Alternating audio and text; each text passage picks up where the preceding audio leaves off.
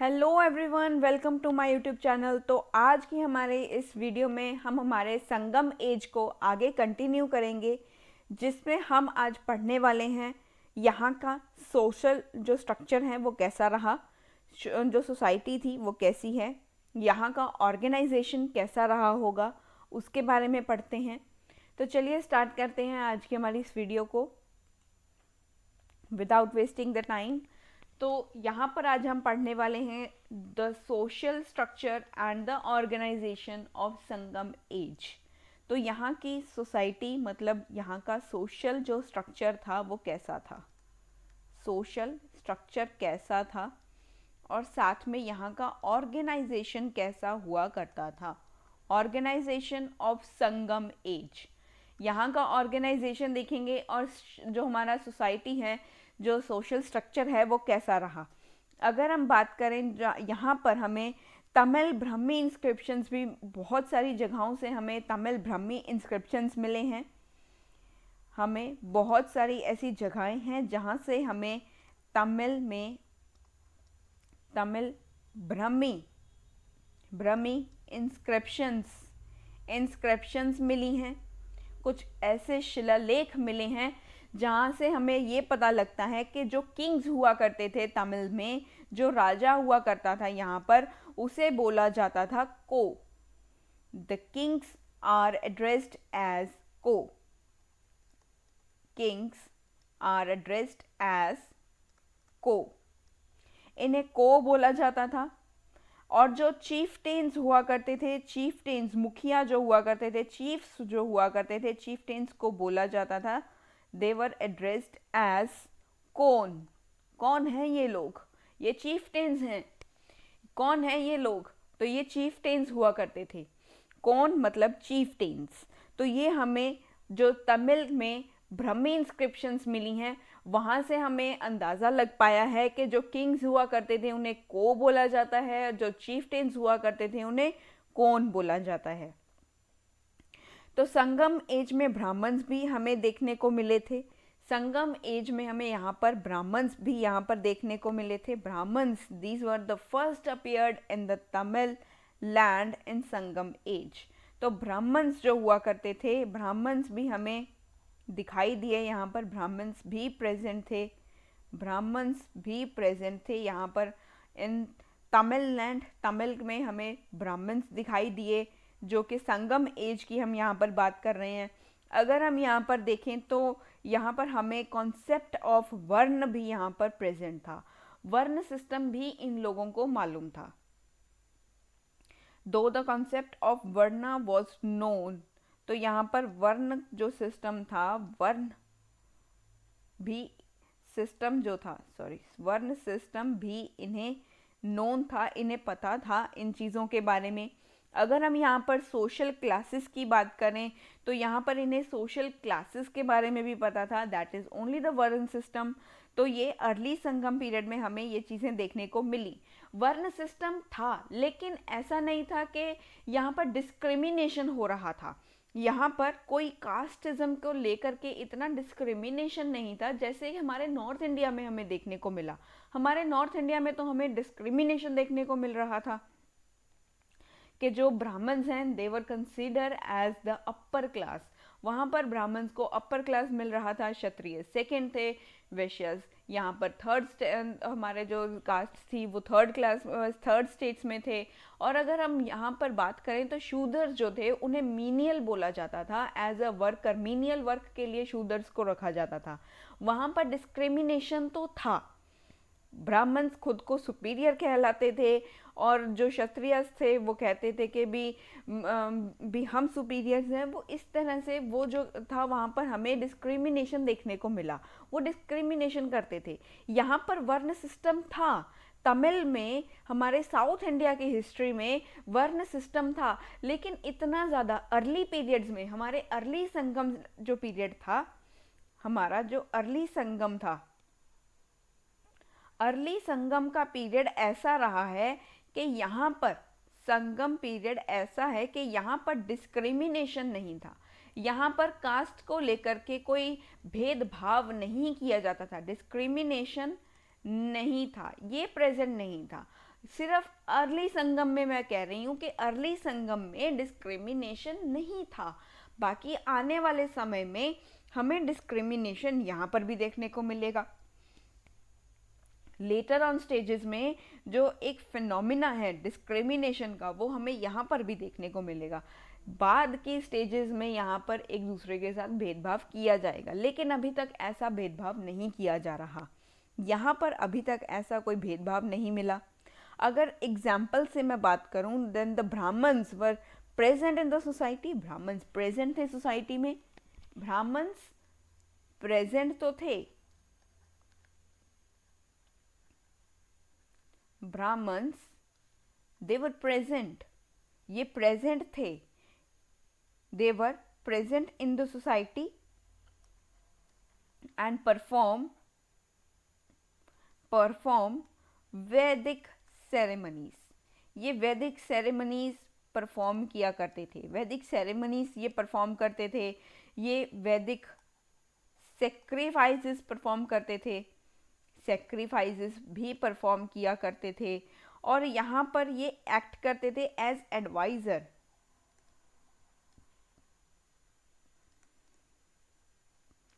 ये एडवाइजर्स भी थे चीफ्स के लिए, जो चीफ्स हुआ करते थे उनके ये एडवाइज़र थे। तो यहाँ पर इन्हें कोई स्पेशल प्रिविलेज नहीं मिल रहा था, कोई इतनी ज़्यादा जो प्रायोरिटी थी वो नहीं मिल पा रही थी, सिवाय एक वैदिक सेरेमनीज को परफॉर्म करने के, वैदिक सेक्रीफाइसेस को परफॉर्म करने के, और एक एडवाइज़र होने के नाते ही ये एज एक वर्क कर रहे थे। पर इन्हें कोई ऐसा, अगर हम कहें कि प्रिविलेज इतना ज़्यादा मिल रहा था, ऐसा नहीं था, ये नहीं हो रहा था यहाँ पर। Not enjoyed any special privileges, तो इन्हें कोई स्पेशल प्रिविलेज नहीं मिल रहा था। स्पेशल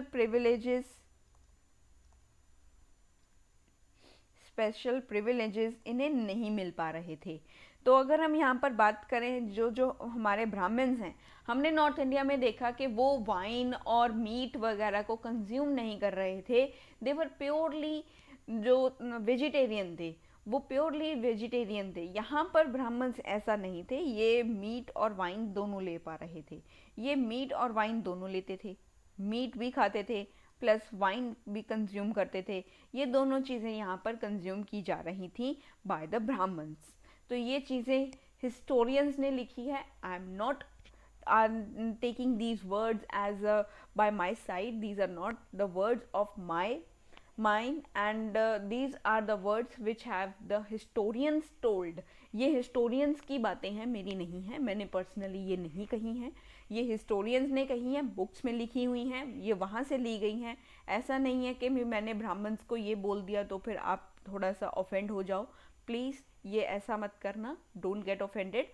आप हिस्टोरियंस की बुक्स में से भी जा कर के पढ़ सकते हो, वहाँ पर भी आप देख सकते हो कि जो ब्राह्मण्स हुआ करते थे in the early Sangam period, they took meat and wine, तो ये वो लेते थे, कंज्यूम करते थे। मैंने अपने खुद से ये बातें नहीं बनाई हैं, हिस्टोरियंस की लिखी हुई थी, वही आपको यहाँ पर मैंने मेंशन की हैं। तो अगर हम यहाँ पर आगे चलें, moving forward towards the social structure, तो यहाँ पर एक रूलिंग क्लास हुआ करता था। रूलिंग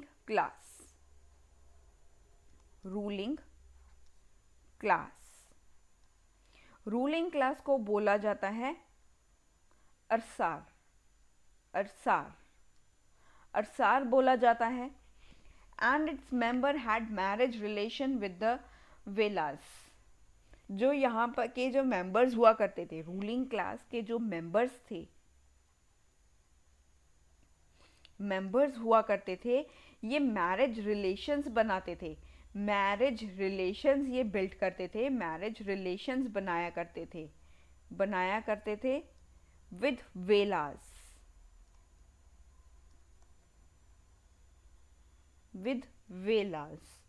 तो यहाँ इनके साथ ये अपने मैरिज रिलेशंस को इस्टेब्लिश किया करते थे। ये वेलास क्या होते हैं? Velas, these are the rich peasants. ये रिच पीजेंट्स हैं, अमीर किसान हैं ये। रिच पीजेंट्स मतलब किसान, और रिच मतलब तो आपको पता ही है, द रिच ही रिच, एक बार शो भी आता होता था ये कार्टून नेटवर्क के ऊपर। अगर कोई भी अभी यहाँ पर 90s किड होगा उसे पता होगा कि रिची रिच नाम का एक शो भी आता था। तो ये वही रिची रिच पीजेंट्स हैं जिनके पास बहुत सारा पैसा है, तो इनके साथ ये अपने मैरिज रिलेशंस को इस्टेब्लिश किया करते थे।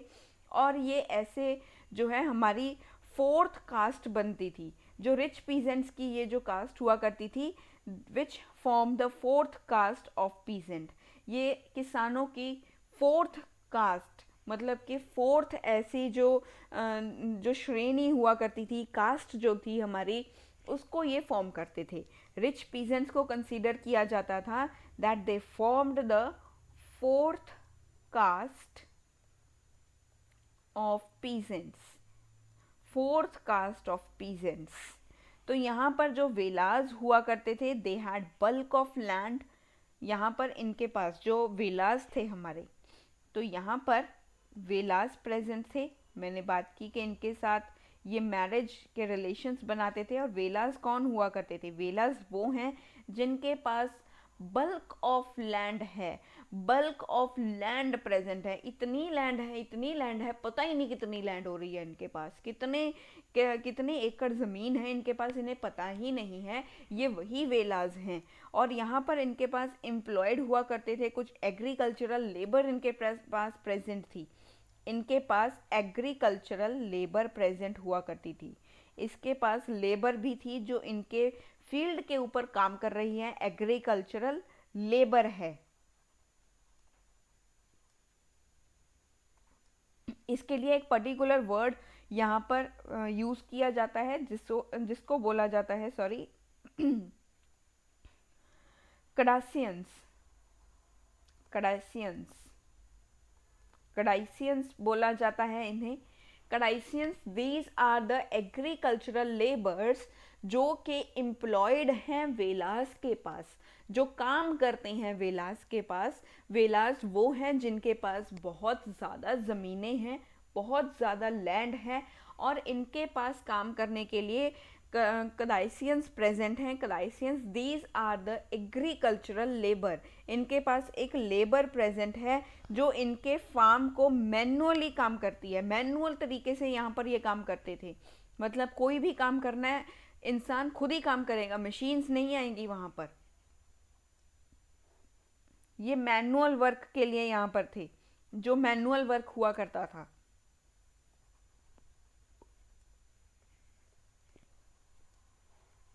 जो मैनुअल काम था ये उनके लिए यहाँ पर प्रेजेंट थे। और इनके पास कुछ पेरियार्स भी प्रेजेंट थे जो यहाँ पर एग्रीकल्चरल लेबरर्स तो थे। एग्रीकल्चरल लेबरर्स, एक और हमारे पास यहाँ पर एग्रीकल्चरल लेबरर प्रेजेंट हैं जिनको कहा जाता है पेरियार्स। पेरियार्स प्रेजेंट हैं जो एग्रीकल्चरल लेबर का काम तो कर ही रहे थे। ये एग्रीकल्चरल लेबरर तो थे ही, ये लेबर का काम तो कर ही रहे थे, जैसे कि हमारे कडाइसियंस कर रहे थे। तो यस, वैसे ही पेरियार्स भी हमारे एग्रीकल्चर लेबरर तो थे ही, लेकिन साथ के साथ ये किन चीज़ों में इन्वॉल्व थे? ये एनिमल स्किन के काम में भी इन्वॉल्व थे। Also worked in animal skin. In animal skin में भी ये काम करते थे, जहाँ पर जो एनिमल्स हैं उनकी स्किन जो थी उसको जो है वो यूज़ किया जाता था, उसके टेन किया जाता था उनकी स्किन को, और ये जो है उसे यूज़ किया जाता था, इस एनिमल स्किन को बाद में एज अ मैट की तरह यूज़ किया जाता था। आपके घरों में भी होंगे ना मैट्स, वो कई बार होते हैं भी, जहाँ पर लिखा होता है ना वेलकम, गेट के बाहर आपकी मम्मी ने लगाया होगा कि यहीं से जो मिट्टी है वो अंदर नहीं जानी चाहिए। और जो आपका ड्राइंग रूम होगा वहाँ पर भी लगी हुई होंगी। कई के तो रूम्स में भी लगे हुए होते हैं, जिनके रूम्स बहुत खूबसूरत बने हुए होते हैं। ये आपने देखा होगा कि भी टीवी सीरियल्स में दिखाते हैं या मूवीज़ में दिखाए जाते हैं कि उनके बेडरूम में भी मैट लगा होता है। ये वही मैट्स हैं। ये जो मैट्स बनते थे तब, ये एनिमल स्किन्स के बनते थे। आज तो इनका फैब्रिक अलग आता है, तब के टाइम पर एनिमल स्किन से बने हुए होते थे ये मैट्स। ये मैट्स वही हैं जिन्हें हम चटाई वगैरह बोलते हैं। तो ये वही मैट्स का यहाँ पर यूज़ हो रहा था as a mat. Animal skin का यूज़ कर रहे थे उसे मैट की फॉर्म में। And the people were known on the basis of their occupation. और लोगों को उनके ऑक्यूपेशन के बेसिस के ऊपर ही जो है वो जाना जाता था। कॉबलर्स प्रेजेंट थे यहाँ पर, फार्मर्स थे, जो खेती कर रहा है उसे फार्मर कहा जाता था। और अगर हम यहाँ पर देखें आर्टिशियंस प्रेजेंट हुआ करते थे, जो कपड़े का काम कर रहा है वो टेक्सटाइल मर्चेंट है, और जो सॉल्ट का काम कर रहा है वो सॉल्ट मर्चेंट है। इस तरीके से अलग अलग नाम अलग अलग प्रोफेशन के अकॉर्डिंग लोगों को डिस्क्राइब किया जाता था कि ये जो है हमारे सॉल्ट में, ये पर्सन जो है वो सॉल्ट में काम करता है, सॉल्ट बनाने वाली फैक्ट्री में काम करता है तो ये सॉल्ट मर्चेंट हो गया। ये टेक्सटाइल की कंपनी में काम करता है तो ये टेक्सटाइल मर्चेंट हो गया। अगर ये जूते बनाने का काम कर रहा है तो फिर ये कॉबलर हो गया। इस तरीके से उन्हें ऑक्यूपेशन के बेसिस के ऊपर जाना जाता था। People were known on the basis of their occupation.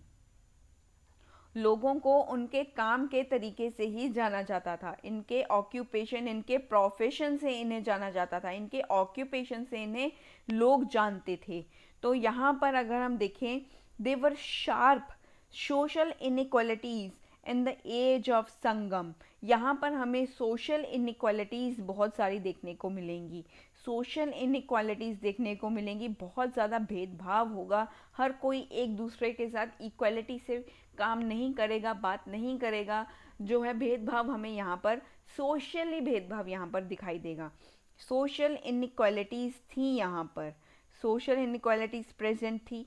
जैसे कि अगर हम बात करें, जो रिच पीपल हुआ करते थे, अमीर लोग जो थे, वो बहुत ही खूबसूरत वेल डेकोरेटेड जो ब्रिक हाउसेस हुआ करते थे वहाँ पर रहते थे। जो रिच पीपल थे, जो रिची रिच थे, अल्ट्रा रिची रिच कह सकते हो या रिची रिच भी कह सकते हो, रिच पीपल जो थे, they use to live in well decorated brick houses. ये वेल डेकोरेटेड बहुत खूबसूरत तरीके से ब्रिक जो है उसे डेकोरेट किया गया है। जैसे आजकल के टाइम पर हमें डेकोरेशन जो है, इंटीरियर्स हम डिज़ाइन करते हैं, तब ये वैसा ही एक यहाँ पर एक हमें दिखाई दे रहा है कि भी एक बहुत अच्छे तरीके से ब्रिक्स को यहाँ पर डेकोरेट किया जाता था। जैसे आज हम हमारे जो इंटीरियर डेकर्स आते हैं वो हमारे घर को इतना अच्छे से डेकोरेट कर देते हैं कि हम देखने पर जो है वो इतना खूबसूरत लग रहा होता है आँखों को। तो यहाँ पर भी जो है वेल डेकोरेटेड ब्रिक्स प्रेजेंट हुआ करती थी। ब्रिक्स थी वो वेल डेकोरेटेड थी, और इनसे बने हुए जो मकान थे, हाउसेस थे, उनमें रहा करते थे। तो जो रिच हुआ करते थे, रिच पीपल्स जो थे, ये बहुत कोस्टली कपड़े पहनते थे। ये H&M के कपड़े पहनते थे, ये जो हमारा लुई विटॉन है उसके कपड़े पहनते थे, मतलब इतने महंगे कपड़े पहनते थे। ऐसा नहीं है कि तब के टाइम पर प्रेजेंट था, और इसीलिए मैंने बोला दिस इज़ द सटायर, मैंने एक सटायर की तरह इसे यूज़ किया है कि डोंट थिंक कि भी सीरियसली वहाँ पर लुई विटॉन था, ऐसा नहीं है। तो अगर हम यहाँ पर देखें, जो कॉस्टली कपड़े पहनते थे, रिच पीपल होंगे तो अपना शो ऑफ तो करेंगे ही, पैसा तो दिखाएंगे। तो यहाँ पर ये कपड़े भी बहुत ज़्यादा कॉस्टली, इतने महंगे महंगे कपड़े पहनते थे, ये महंगे कपड़े पहनते थे, ये कॉस्टली जो क्लोथ्स थे वो ये पहनते थे, क्लोथ्स ये पहनते थे। जबकि जो हमारा बेचारा गरीब था, जो गरीब लोग थे, poor people, poor people poor people ये मड हाउसेस में रहा करते थे। मड हाउसेस, मड हट्स कह सकते हो आप इन्हें, जो मड से बनी हुई जो हट्स हुआ करती थी उनमें रहा करते थे। तो यहाँ पर ये लोग जो थे, इनके पास इतने ज़्यादा कपड़े भी नहीं हुआ करते थे। They had scanty clothes to wear. Scanty clothes मतलब कि इनके पास कपड़े थे लेकिन कम थे। उनके पास जो है कपड़े ज़्यादा हुआ करते थे और महंगे हुआ करते थे। जैसे अगर आप किसी भी लड़की को पूछो कि भी कल को तुमने फंक्शन में जाना है, तो सबसे पहले वो यही कहेगी मैं क्या पहन के जाऊं। बल्कि अगर उसकी अलमीरा आप खोल करके देखो, then that will be filled with number of clothes, उसके पास इतने कपड़े होंगे कि चाहे वो रिपीट भी ना करे, इतने ज़्यादा कपड़े होते हैं लड़कियों के पास, फिर भी वो यही कहती हैं कि हम क्या पहन कर जाएं। वी हैड दैट प्रॉब्लम, हर लड़की की प्रॉब्लम होती है ये। तो यहाँ पर भी जो पुअर पीपल थे उनके पास प्रॉब्लम थी कि उनके पास कपड़े सच में कम थे, उनके पास कपड़े सच में कम थे। देखो उनकी इकोनॉमिक जो कंडीशन है वो इतनी स्ट्रांग नहीं है। रिच पीपल्स का प्रॉब्लम ये था कि उनके पास कपड़े बहुत ज़्यादा थे, वो कहते थे कि हम कौन से कपड़े पहन करके जाएं, हमने ये फंक्शन में जाना है, तो उनके पास ये दिक्कत थी। लेकिन हमारे बेचारे जो पुअर पीपल थे, इनके पास तो यही प्रॉब्लम थी कि इनके पास कपड़े थे ही कम, इनके पास कपड़े भी कम थे, इनकी इकोनॉमिक कंडीशन इतनी ज़्यादा स्ट्रांग नहीं थी। इनके रहने का जो यहाँ पर रहते थे, ये मड हाउसेस में रहते थे, मड के जो बने हुए घर हुआ करते थे उनमें रहा करते थे। इतना ज़्यादा ज़मीन आसमान का डिफरेंस था between the rich and the poor people. So that's why in the Sangam period we have seen there are social inequalities, scanty clothes to wear। आजकल लड़कियां ये वर्ड खुद के लिए यूज़ करती हैं कि हमारे पास कुछ भी नहीं है पहनने को, बल्कि उनकी अलमीरा भरी पड़ी होती है। बेचारे वो एक स्कैंटी का मतलब समझाया कि उनकी अलमीरा में कपड़े बहुत ज़्यादा होते हैं, लेकिन वो फिर भी कहती हैं मैं क्या पहन के जाऊँ, मेरे पास कपड़े ही नहीं हैं। इनके पास सच में ही नहीं थे, इन बेचारों के पास तो सच में ही नहीं थे। They were the real strugglers. तो यहाँ पर अगर हम देखें तो क्लास ऑफ वॉरियर्स भी इम्पोर्टेंट थी। यहाँ पर क्लास ऑफ वॉरियर्स मतलब कि वॉरियर्स भी प्रेजेंट थे। वॉरियर्स जिन्हें बोला जाता है क्षत्रिय, क्षत्रिय वर्ग भी था जो लोगों की रक्षा के लिए प्रेजेंट था, सोसाइटी के लिए और पॉलिटिकल, हमारी सोसाइटी है जो उसके लिए बहुत इम्पोर्टेंट था, पॉलिटिकल स्ट्रक्चर और सोसाइटी के लिए बहुत इम्पोर्टेंट रोल प्ले करते थे। दीज वॉरियर्स बहुत इम्पोर्टेंट थे ये लोग, क्योंकि यहाँ पर जो कमांडर्स हुआ करते थे, commanders of the army were credited with the title of Enadi. तो यहाँ पर जो हमारे कमांडर्स हुआ करते थे आर्मी के, आर्मी में कमांडर्स थे, आज भी होते हैं। यहाँ पर भी कमांडर्स हुआ करते थे ऑफ आर्मी। ये वो आर्मी नहीं है, ये इनकी जो युद्ध वाली आर्मी हुआ करती थी, बीटीएस आर्मी की बात नहीं कर रही हूँ, ये आर्मी युद्ध वाल में जंग लड़ने वाली आर्मी की बात हो रही है। यहाँ का जो कमांडर हुआ करता था, इनके पास एक टाइटल था, एक टाइटल जिसे बोला जाता है इनादी। इनादी नाम का एक इनके पास टाइटल था। ये टाइटल इन्होंने लिया हुआ था एट अ फॉर्मल सेरेमनी, कोई भी फॉर्मल सेरेमनी हुआ करती थी तब ये जो टाइटल है ये यूज़ करते थे। The state maintained a rudimentary army. तो स्टेट, कोई भी किंगडम है, कोई भी स्टेट है, उसके पास रूडिमेंट्री आर्मी हुआ करती थी। रूडिमेंट्री आर्मी यहाँ पर मतलब है कि बहुत ही ओजी स्टाइल, ओजी स्टाइल, जो एक ओजी ओरिजिनल स्टाइल वाली आर्मी हुआ करती थी, जो हमने पहले भी देखी है। जैसे कि चैरियट्स हुआ करते थे जो ऑक्सन्स के थ्रू ड्रिवन हुआ करते थे, ऑक्सन से बांध कर एक चैरियट्स को ड्राइव किया जाता था। रथों में घोड़े और जो ऑक्स हुआ करते थे, ऑक्सन्स हुआ करते थे, उन्हें बांध दिया जाता था, बैलों को बांध दिया जाता था।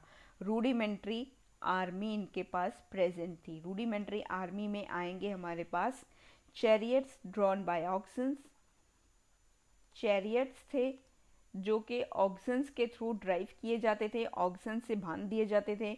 इनके पास एलिफेंट्स प्रेजेंट थे, एलिफेंट्स थे, कावेलरी थी, कावेलरी थी और इन्फेंट्री सोल्जर्स भी प्रेजेंट थे। इन्फेंट्री भी थी इनके पास, फुट सोल्जर्स और इन्फेंट्री सोल्जर्स भी प्रेजेंट थे। तो यहाँ पर हमने रूडिमेंट्री फॉर्म ऑफ आर्मी की बात की। अगर हम नेक्स्ट की बात करें तो एलिफेंट्स एक इम्पोर्टेंट रोल प्ले करते थे इन वॉर। वाइल जो हॉर्सेस हुआ करते थे इन्हें इम्पोर्ट किया जाता था बाय सीज। जो हॉर्सेस थे वो भी प्रेजेंट थे, हॉर्सेस भी प्रेजेंट थे, बट हॉर्सेस का जो इम्पोर्ट था वो इम्पोर्ट किए जाते थे, बड़े इम्पोर्टेड हॉर्स हुआ करते थे यहाँ के इम्पोर्टेड हॉर्सेस थे जो कि सी के रूट से आते थे, सी से आते थे, बाय सी से आएंगे यहाँ पर। तो ये इम्पोर्टेंट था, जो हॉर्सेस भी प्रेजेंट थे यहाँ पर। जो वॉर हीरोज हुआ करते थे occupied a special position in the society. तो इनको एक स्पेशल पोजीशन दी जाती थी।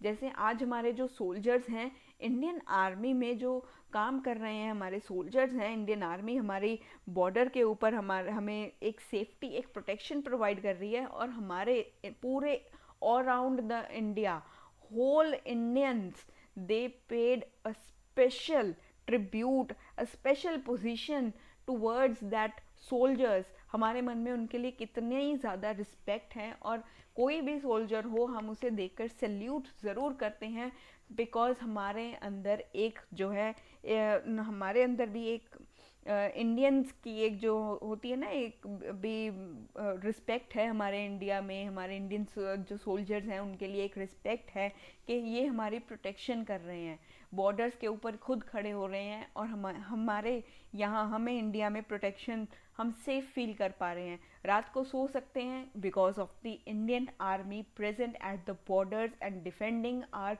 बॉर्डर्स। तो ये हमारे बॉर्डर्स को डिफेंड कर रहे हैं, प्रोटेक्ट कर रहे हैं, हमें प्रोटेक्शन प्रोवाइड कर रहे हैं। तो ये इन सब चीज़ों के कारण हमारे मन में उनके लिए बहुत ज़्यादा एक डीप रिस्पेक्ट है। तो यही जो हमारे वॉर हीरोज़ हुआ करते थे, इनके लिए भी हमारी जो संगम पीरियड में जो सोसाइटी थी उसमें एक डीप यहाँ पर इनके लिए स्पेशल पोजीशन हुआ करती थी। वॉर हीरोज़ के लिए हमारे पास जो स्पेशल यहाँ पर एक पोजीशन थी, हम इन्हें बहुत ज़्यादा जो था एक रिस्पेक्ट से देखते थे। मेमोरियल स्टोन्स भी बनवाए जाते थे। मेमोरियल स्टोन्स आज भी हमारे हीरोज़ के लिए, हमारे जो बैटल्स में लड़ने वाले जो हमारे सोल्जर्स थे उनके लिए हमने इसी तरीके से मेमोरियल स्टोन्स भी बनाए हैं। तो वैसे ही हमारे यहाँ पर संगम लिटरेचर में, संगम एज में सॉरी, वॉर हीरोज़ जो थे वो उनके लिए भी मेमोरियल स्टोन्स बनाए गए थे। मेमोरियल स्टोन्स जो थे वो बनाए जाते थे, जिन्हें बोला जाता था नदुकल। इन मेमोरियल स्टोन्स को बोला जाता था नदुकल। नदुकल और विरुकल, नदुकल और विरुकल इन्हें बोला जाता था। एंड ये एक ऑनर था इनके लिए, जो फाइट में, ये जो वॉर हीरोज़ अगर किसी जंग में, किसी युद्ध में इनकी अगर डेथ हो जाती है, फाइटिंग करते करते इनकी डेथ हो जाती है, तब इन्हें एज अ भगवान की तरह भी इन्हें वर्शिप किया जाता था, एंड वर्शिप्ड एज गॉड। ये इनको वर्शिप किया जाता था। जब ये किसी भी जंग में लड़ते लड़ते शहीद हो जाते थे, तब इन्हें भगवान की तरह पूजा जाता था। तो अगर हमने यहाँ पर देखा हमारे वॉर हीरोज़ के बारे में, नेक्स्ट अगर हम यहाँ पर बात करें, तो अगर हम देखें Sangam period witnessed a close and a peaceful interaction between the north Indian and the south Indian traditions. तो हमारा संगम पीरियड ऐसा नहीं है कि यहाँ पर हमें एंटायरली चीज़ें जो है वो साउथ इंडिया की ही दिखाई देंगी। एक संगम है, एक मेल जोल हमें दिखाई दे रहा है, एक यहाँ पर भाईचारा हमें दिखाई दे रहा है कि हमारा इन नॉर्थ इंडिया का कल्चर भी ये लोग अपनाते थे। हमारे नॉर्थ इंडिया के बहुत सारी चीज़ें ये लोग अपनाते हैं, और उन चीज़ों का एक यहाँ पर हमें मिक्सचर सा दिखाई देता है, एक इंटरेक्शन दोनों के बीच में यहाँ पर हमें दिखाई देती है। ब्राह्मण्स जो हुआ करते थे ये परफॉर्म करते थे रिलीजियस सेरेमनीज़। जैसे कि अगर हम यहाँ पर बात करें, जो हमारे ब्राह्मण्स थे, हमने स्टार्टिंग में भी बात किया, जो ब्राह्मण्स थे ये रिलीजियस सेरेमनीज़ को भी परफॉर्म करते थे। रिलीजियस सेरेमनीज़ को ये परफॉर्म करते थे। और अगर हम यहाँ पर देखें तो गॉड्स कौन कौन से वर्शिप किए जाते थे, गॉड्स कौन कौन से वर्शिप करते थे हम यहाँ पर हमारे संगम पीरियड में, हम यहाँ पर देखते हैं तो फिर हमें देखने को मिलता है कि भी यहाँ पर इंद्र इंद्र, विष्णु एंड शिव, इनकी यहाँ पर ज़्यादातर आराधना की जाती थी। इन साउथ इंडिया में ये थ्री गॉड्स जो थे ये इतने ज़्यादा प्रोमिनेंट थे, इनकी यहाँ पर वर्शिप ज़्यादा होती थी। विष्णु की, इंद्र की, शिव जी की, इनकी आराधना लोग ज़्यादा करते थे। जो संगम पोइट्स थे वो इस चीज़ को यहाँ पर रिफ्लेक्ट भी करती हैं कि यहाँ पर ब्रह्मानिकल सेक्रीफाइसेस भी परफॉर्म की जाती थी। जैसे कि अगर हम यहाँ पर बात करें फॉर एग्जांपल, जो हमारे पांड्यन रूलर थे, पांड्या रूलर जो थे, पांड्या रूलर जिनका नाम है मुदुकुदुमी, मुदुकुदुमी। तो इन्होंने एक टाइटल लिया, इन्होंने एक टाइटल लिया, वो टाइटल है पलशलाई। पलशलाई, पलशलाई मतलब जो एक पर्सन, एक ऐसा व्यक्ति जिसके पास बहुत सारे who has many sacrificial halls, जिसके पास बहुत सारे sacrificial halls प्रेजेंट हैं, जिसके पास बहुत सारे sacrificial halls होते हैं सेक्रीफाइसेस परफॉर्म करने के लिए, ब्रह्मानिकल सेक्रीफाइसेस परफॉर्म करने के लिए, वैदिक सेक्रीफाइसेस परफॉर्म करने के लिए, जिसके पास इस तरह के सेक्रीफिशियल हॉल्स होते हैं, उसे पलशलाई कहा जाता है। और इसी वजह से मुदुकुदुमी जो थे, इन्होंने ये टाइटल लिया था क्योंकि इनके पास बहुत सारे सेक्रीफिशियल हॉल्स प्रेजेंट थे। तो यहाँ पर हमें इन जो गॉड्स थे, जो हमारे विष्णु जी थे और हमारे शिव जी थे, इनकी जो आराधना थी ये तो की जा रही थी, ब्रह्मानिज्म तो बहुत ज़्यादा प्रोमिनेंटली फॉलो किया जा रहा था। इसके साथ साथ हमें बुद्धिस्ट और जैनिज़्म के बारे में भी देखने को मिला कि यहाँ पर बुद्धिज़्म और जैनिज़्म का भी कुछ ना कुछ प्रेजेंस तो प्रेजेंट था ही। यहाँ पर बुद्धिज़्म प्लस जैनिज़्म भी जो है वो देखने को मिल रहा था। जैनिज़्म भी हो यहाँ पर तमिल रीजन में फॉलो कर रहे थे, कुछ लोग थे जो बुद्धिज़्म जैनिज़्म को भी फॉलो करते थे। जो लोकल पीपल्स हुआ करते थे, पर्टिकुलरली जो हिल्स से थे, जो हिली रीजन से बिलोंग करते थे, वो एक जो हमारे डीटी हैं मुरुगन, मुरुगन को वो वर्शिप किया करते थे। जो तमिल रीजन में हिली एरियाज़ में जो लोग रहते थे, हिली एरियाज़ में रहने वाले जो लोग थे, वो एक डीटी जो थे मुरुगन, वो मुरुगन को बहुत ज़्यादा वर्शिप करते थे। मुरुगन को बहुत ज़्यादा वर्शिप किया जाता था। ये मुरुगन और कोई नहीं, जो कार्तिकेय थे, वो उनको ही मुरुगन बोला जाता है। कार्तिकेय को ही कार्तिकेय का तो आपको पता होगा। कार्तिकेय जो शिव जी के जो सबसे बड़े जो पुत्र थे, उनके गणेश जी से बड़े थे, ये गणेश जी से बड़े थे और ये शिव जी के पुत्र थे कार्तिकेय। इनकी जो है वो आराधना, इनकी पूजा की जाती है as in the form of Murugan. Murugan की फॉर्म में इनको तमिल रीजन में, तमिल का जो हिली एरिया था, वहाँ पर इन्हें बहुत ज़्यादा वर्शिप किया जाता है मुरुगन का। मुरुगन कोई और नहीं, कार्तिकेय ही हैं और कार्तिकेय को कंसीडर किया जाता है as a war god, as a war god. ये एक वॉर गॉड हैं। ये हमारे नॉर्थ इंडिया में माना जाता है। हमारे नॉर्थ इंडिया में इन्हें एज अ वॉर गॉड की तरह कंसीडर किया जाता है। हमारे नॉर्थ इंडिया में इन्हें एज अ वॉर गॉड की तरह कंसीडर किया जाता है। लेटर इन्हें बाद में सुब्रमण्यम कहा जाने लगा। अगर हम मेडाइवल टाइम की बात करें, मेडिवल टाइम्स में इन्हें सुब्रमण्यम कहा जाने लगेगा। ये बाद में सुब्रमण्यम हो जाएंगे। Sorry, spellings are wrong. Subramanya कहा जाने लगेगा इन मेडाइवल टाइम्स। तो ये था हमारे जो रिलीजियलिस्टिक बिलीफ के बारे में। अगर हम यहाँ पर कंडीशन ऑफ विमेंस की बात करें, विमेंस की कंडीशन के बारे में अगर हम देखें, then women in the Sangam period appears to have been educated. तो यहाँ पर जो विमेंस हुआ करती थी, स्टेट ऑफ विमेन जो था, वो इन्हें एज अ एजुकेटेड कंसिडर किया जाता था कि ये पढ़ी लिखी हैं। इनके बारे में हमें कैसे पता लगा? ये पता लगा जो हमारे पोइम्स यहाँ पर, जो हमारे संगम लिटरेचर था, हमारा जो संगम लिटरेचर है, संगम लिटरेचर में कई विमेंस ऐसी हैं जिन्होंने पोइम्स लिखी हैं, जिन्होंने पोइम्स लिखा है। विमेन जो हैं वो विमेन पोइट्स प्रेजेंट हैं जिन्होंने बहुत सारी पोइम्स लिखी हैं। और यहाँ से हमें पता लगता है कि विमेंस जो थी वो एजुकेटेड थी। यहाँ पर विमेंस एजुकेटेड थी और विमेंस बहुत सारे इकोनॉमिक एक्टिविटीज़ में इन्वॉल्व थी।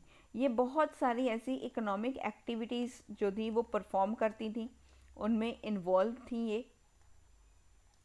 जैसे कि अगर हम देखें तो पैडी प्लांटेशन में, पैडी प्लांटेशन पैडी प्लांटेशन भी ये करती थी। कैटल रियरिंग भी ये करती थी, कैटल रियरिंग भी ये करती थी। ये बास्केट भी बनाती थी, जो बास्केट्स होती हैं वो भी बनाती थी, बास्केट मेकिंग में भी इन्वॉल्व थी। स्पिनिंग किया करती थी, वीविंग करती थी, स्पिनिंग था, वीविंग था, बहुत सारी इस तरह की एक्टिविटीज़ जो थी उनमें ये जो था वो इन्वॉल्व थी। तो अगर हम यहाँ पर देखें तो सती भी परफॉर्म किया जाता था, सती भी यहाँ पर परफॉर्म किया जाता था, प्रैक्टिस किया जाता था, जो कि बहुत ही जो है एक क्रूअल प्रैक्टिस है, जो बहुत ही गलत है और इतना ज़्यादा कठोर है ये कि ये भी यहाँ पर प्रेवलेंट था इन तमिल सोसाइटी। और इसे बोला जाता था, इस सती परफॉर्म को यहाँ पर बोला जाता था, इसके लिए एक पर्टिकुलर वर्ड है जिसे बोला जाता है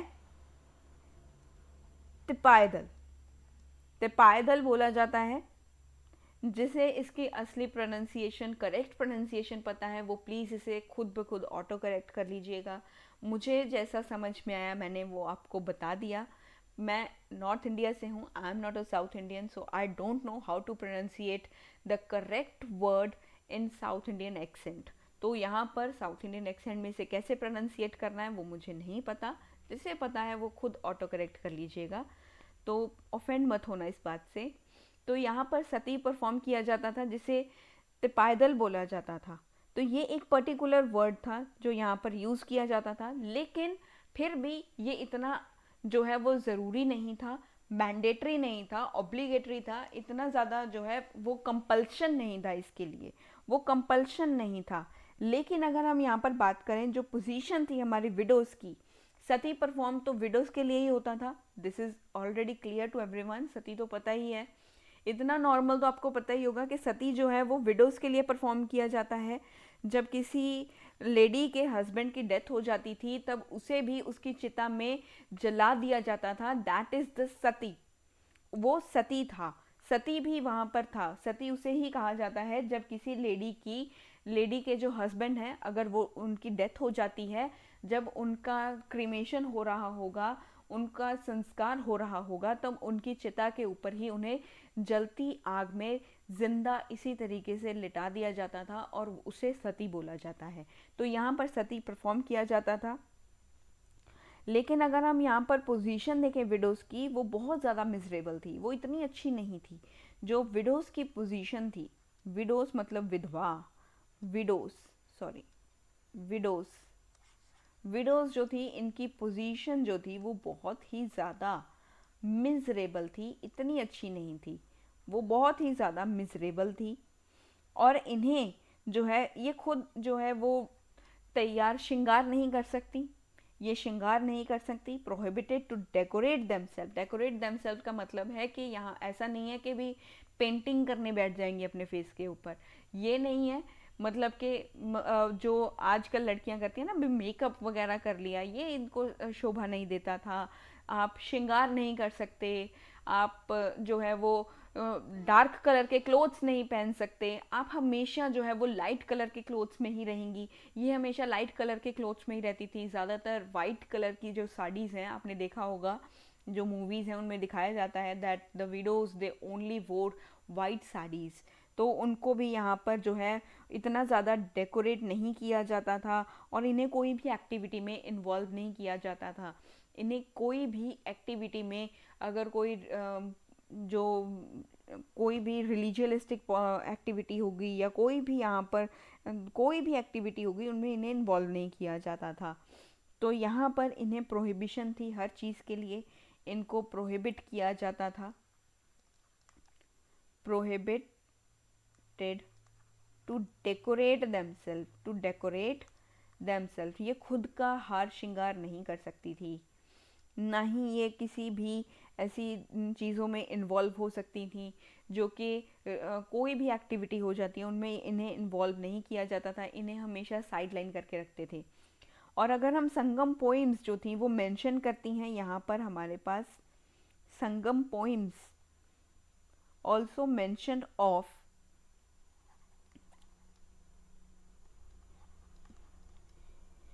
शिवलिटई, शिवलिटई के बारे में यहाँ पर ये बात करती हैं। शिवलिटई के बारे में यहाँ पर बात किया जाता है। संगम पोइम्स जो हैं हमारी, संगम पोइम्स इनके बारे में बात करती हैं। ये क्या है? अब ये शिवलिटई क्या है? शिवलिटी क्या है? ये है who were like foster mothers. ये फॉस्टर मदर्स हैं। अब ये फॉस्टर मदर्स क्या होते हैं? जो पालक होते हैं, जो ये वो खाने वाली पालक नहीं है। कहता है ना कि भी ये पालने वाली माँ अलग है, जन्म देने वाली माँ अलग थी, पालने वाली माँ अलग हो गई। जैसे कृष्ण जी थे, उनको जन्म तो देवकी जी ने दिया था, लेकिन पाला तो उन्हें यशोदा ने ही था। तो यशोदा उनकी फॉस्टर मदर थी। Yashoda was foster mother to Shri Krishna. तो जो लॉर्ड कृष्ण थे उनकी फॉस्टर मदर यशोदा थी और उनको जन्म देने वाली माता देवकी जी थी। तो इसी तरह से इन्हें जो है वो पालक मदर बोला जाता है, जो फॉस्टर मदर बोला जाता है, पालने वाली माँ, जिसने बच्चे को पाला, उसको संस्कार दिए, बोलना सिखाया, चलना सिखाया, वो अलग, और जिसने जन्म दिया वो अलग। तो यहाँ पर फॉस्टर मदर का आपको मतलब समझ में आया। इसके बारे में संगम पोइम्स बात करती हैं। इन्हें कंसीडर किया जाता है कि ये फॉस्टर मदर्स फैमिली मेम्बर्स के साथ बहुत ज़्यादा क्लोजली एसोसिएटेड रहती हैं। तो इनके बारे में यहाँ पर फॉस्टर मदर के बारे में भी संगम पोइम्स ने बात की है। तो ये था हमारे संगम एज की सोसाइटी के बारे में, यहाँ का सोशल ऑर्गेनाइजेशन कैसा है और यहाँ का जो सोसाइटी की थिंकिंग कैसी थी, वो हमने आज के लेक्चर में डिस्कस की। नेक्स्ट हम मिलते हैं हमारे टॉपिक के साथ। तब तक के लिए बने रहिए आप मेरे साथ एंशिएंट हिस्ट्री की सीरीज़ में। अगर ये वीडियो आपको अच्छा लगा हो तो वीडियो को शेयर ज़रूर करना, and do subscribe the channel. Thank you for the support which you have shown towards me. Thank you so much and keep watching my YouTube channel. Thank you so much once again.